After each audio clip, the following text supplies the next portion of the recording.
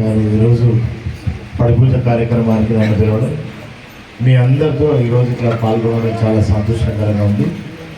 ఈ వార్షికోత్సవ కార్యక్రమానికి వివిధ రాష్ట్రాలలో, జిల్లాలలో, మండలాలలో, ఈ గ్రామ మండల ప్రజలు అందరూ కూడా ఈ అయ్యప్ప ఆలయ అభివృద్ధి కోసం సహకరించాలని, మీ వంతు సహాయాన్ని అందించాలని మనస్ఫూర్తిగా కోరుతున్నాను. ఆ వంతుగా కూడా తప్పకుండా నేను సాయం చేస్తారు. మొన్ననే ఒక మాట చంద్రశేఖర్ రావు గారు చెప్పగానే బ్రహ్మాండంగా ఆ కంకర సిమెంట్ అంతా కూడా చేయడం కానీ ఇంకా తప్పకుండా వార్షికోత్సవాన్ని నా వంతుగా నేను సహాయం అందిస్తానని చెప్పి తెలియజేస్తూ, తప్పకుండా స్వామిలో మీరు పూజ చేసేటప్పుడు తప్పకుండా మా కుటుంబం కొరకు తప్పకుండా మీరు కూడా పూజలో మా